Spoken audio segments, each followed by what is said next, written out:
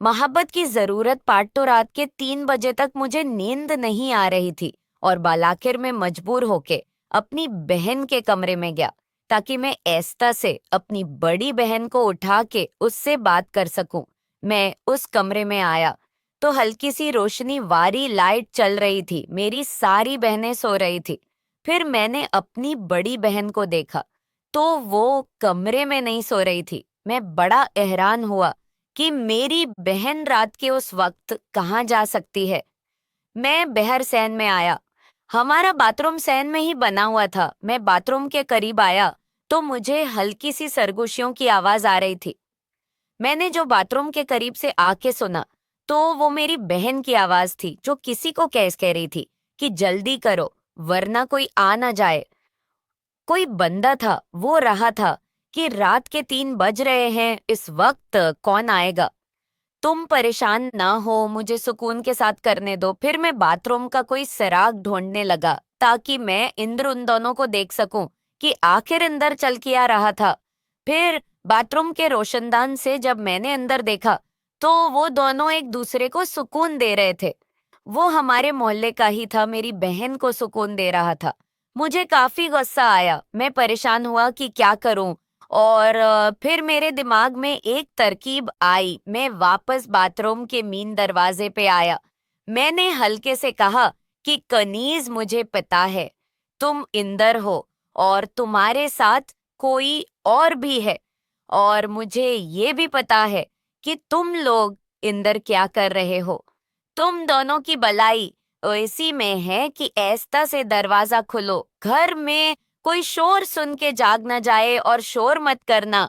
मेरी बड़ी बहन इंदर से आवाज आई, भाई आपको गलत फहमी हुई है, मैं वापस बाथरूम में हूँ, आप क्यों आए हैं, जाएं। मैंने कहा मुझे झूठ बोलने की जरूरत नहीं है, मैंने देख लिया है ये तैमूरी है ना वही आवारा लड़का उसके साथ तुम रंग रंगिया मना रही हो।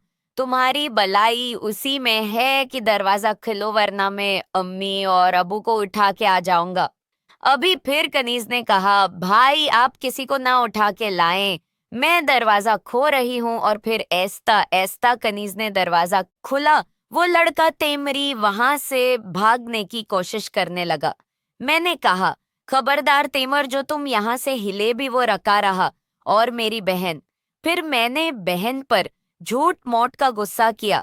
मुझे खैर पहले ही शक था अपनी बहन पे कि वो शायद इस तरह के काम में मुलूस है, लेकिन आज मैंने रंगों हाथों से देख लिया था उसके पास करने का कोई चारा नहीं था। फिर मैंने कहा, ये कब से चढ़ रहा था तुम दोनों के बेज।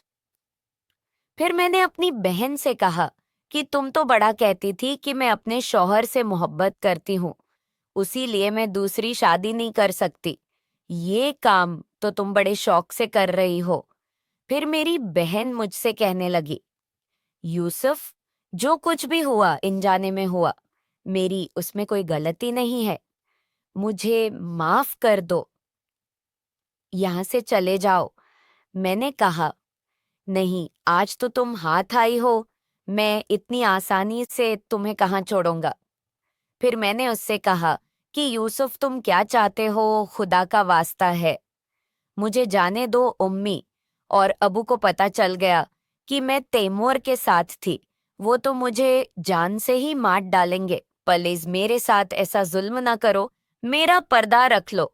फिर मैंने कहा, अच्छा तुम उस तैमूर को भगाओ, मैं अकेले तुमसे बात करना चाहता हूँ।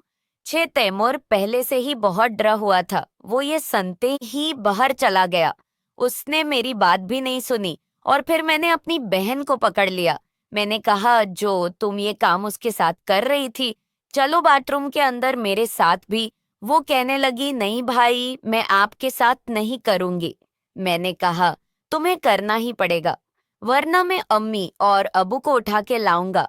फिर मेरी बड़ी बहन उससे कहने लगी, यूसुफ शर्म करो, मैं तुम्हारी बड़ी बहन हूँ, तुम उससे छोटे हो। मैंने कहा, कुछ नहीं होता, इस वक्त मेरा दिमाग बहुत खराब था। वैसे भी मुझे तुम्हारी जरूरत थी, मैं तुम्हें उठाने ही आया था, ये तो अच्छा हुआ मुझे तुम इस हालत में मिल गई, अब मैं नहीं जाऊंगा। खुद को बिना सुकूनत दिलवाई। फिर मैंने उसे हाथ से पकड़ा और बाथरूम में ले आया। उसने कहा, अच्छा रखो रखो, मेरी बात सुनो पहले। फिर मैंने कहा, एक हाथ में पकड़ लूं फिर मैं बताती हूँ। उसने कहा, पहले मेरी एक शर्त है, मैं बाद में तुम्हें पूरा पूरा स्कोनत दूंगी। मैंने कहा, अच्छा बताओ, जल्दी बताओ। उसने कहा, अब भी नहीं, वो मैं कल बताऊंगी। मैंने कहा, नहीं कनीज, ऐसा जुल्म मत करो, रात नहीं गुजरेगी। उसने कहा, पक्का वादा है, कल तुम्हें जरूर सुकूनत पहुंचाऊंगी। लेकिन पहले मेरी शर्त सुन लो। मैंने बहुत इसरार किया, मैंने उसके हाथों में भी दिया, मुझसे बर्दाश्त नहीं हुआ, लेकिन वो ना मानी और फिर मैं वापस आके अपने बिस्तर पर लेट गया। अब काफी देर तक मुझे नींद नहीं आई। मैं ऐसे ही जागता रहा और अपनी बड़ी बहन के बारे में सोचता रहा कि वो कब से तैमूर के साथ लगी हुई पता नहीं, और किस किस के साथ वो लगी हुई है। जिससे मैं डर रहा था वही काम मेरे घर में हो रहा है।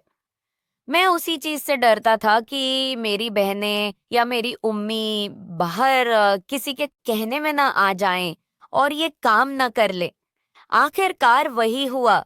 खैर मेरी आंख लग गई। आज मेरी आंख सुबह 8 बजे खुली थी। मैं बाहर आया तो उम्मी नाश्ता बना चुकी थी। मुझे कहा, यूसुफ आज उठने में तुमने बहुत देर कर दी है। मैंने कहा, हाँ उम्मी, बस आंख लग गई थी। उम्मी ने कहा, अच्छा जल्दी से नाश्ता कर लो और फिर दुकान पे जाओ। मेरी उम्मी भी मुझे बहुत खूबसूरत और हसीन लगती थी, लेकिन मैं यही सोचता था कि उनसे बात कैसे करूं, और फिर मैं उसी मौका की तलाश में था कि कब वो दिन आए कि मैं उम्मी के साथ। खैर मैंने नाश्ता किया। नाश्ता करने के बाद मैं अपनी बहनों के कमरे में गया। मैं जब गया तो मेरी बड़ी बहन अपने छोटे बेटे को नाश्ता करवा रही थी और मुझे देखकर मुस्कुरा भी रही थी। फिर मैंने अपनी बहन से कहा कि बताओ तुम्हारी क्या शर्त है। उसने कहा, भाई आज दोपहर जब आप खाना खाने आएंगे तब ही मैं आपको बताऊंगी कि मेरी क्या शर्त है। मैंने कहा, अच्छा। फिर मैं वापस अपनी दुकान पे आया। दुकान पे आया तो छोटे ने दुकान खोल के सफाई की और सफाई करके बैठा हुआ था दुकान पे बैठे हुए। अभी मुझे थोड़ी देर ही हुई थी।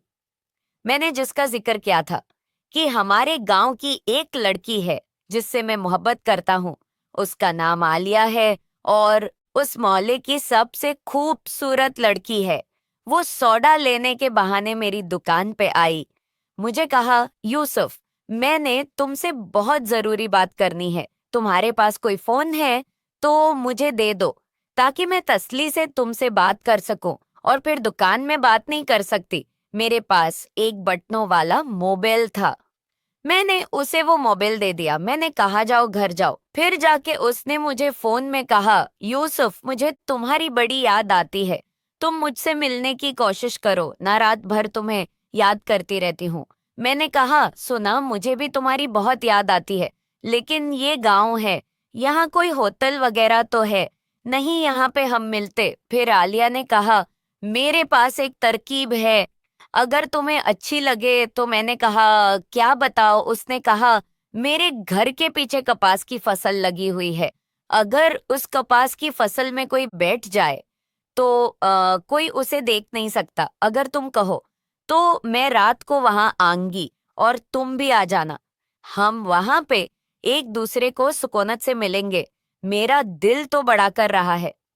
आलिया के साथ, क्योंकि वो बहुत खूबसूरत थी, गांव में इतनी खूबसूरत कोई नहीं थी, उसके सारे लड़के उसे के पीछे होते थे, लेकिन मैं डर रहा था कि अगर मैं आलिया के साथ रंगे हाथों पकड़ा गया तो ये गांव वाले मुझे छोड़ेंगे नहीं, और मेरा दूसरा आसरा भी हो गया था मेरी बहन की सूरत में। फिर मैंने आलिया को कहा, आलिया वो जगह ठीक नहीं है, हम वहां नहीं मिल सकते, कोई और जगह सोचो। उसने कहा, प्लीज यूसुफ आ जाओ, मुझे तुमसे बात करनी है, और हाँ घर वाले मेरा रिश्ता ढूंढ रहे हैं, कहीं ऐसा ना हो कि मेरी शादी कर दें। तुम अपनी अम्मी अबू से बात करो, मेरे घर रिश्ता बजवाओ, मैं बेशक आलिया से मोहब्बत तो करता था, लेकिन मैं अभी शादी नहीं करना चाहता था। मैंने अपनी जिंदगी में अभी बहुत कुछ करना चाहता था, इसलिए मैं शादी करके अपने पाँव पर बेड़ियां नहीं लगाना चाहता था। फिर मैंने कहा, आलिया अभी तो मैं इतना अच्छा कमाता भी नहीं हूँ, तुम्हारे सामने की ही बात है, मेरी छोटी सी दुकान है, उससे बस मुश्किल से घर का खर्च चल रहा है। मैं अपने पैरों पे खड़ा हो जाऊं और फिर तुम्हारे घर रिश्ता जरूर बजवाऊंगा। फिर आलिया कहने लगी, तब तक जब मैं किसी और के घर चली जाऊंगी। मुझे कोई जरूरत नहीं है इतनी दौलत की, जिस हाल में मुझे तुम रखोगे मैं उसी हाल में तुम्हारे साथ राजी हूँ, जिसे खुदा के लिए मैं तुम्हारे बगैर नहीं रह सकती। हालत कुछ मेरी भी ऐसी थी। आलिया से शायद मैं सच्ची मोहब्बत करता था, दिल तो मेरा भी चाहता था कि मैं शादी कर लूं, लेकिन मैंने देखा था कि जो जल्दबाजी में शादी कर लेते हैं, फिर कमाने के लिए उनको बाहर जाना पड़ता है और उनकी औरतें यहाँ अकेले किसी और के साथ। इसलिए मैंने सोचा कि मैं तब तक शादी नहीं करूंगा। अगर करूंगा तो मैं अपनी बेबी को सारी जिंदगी में हमेशा अपने पास ही रखूंगा। मैंने ये सोचा हुआ था। बड़ी मुश्किल से आलिया को मैंने समझाया। मैंने कहा, अभी कुछ सब्र करो, मैं अपने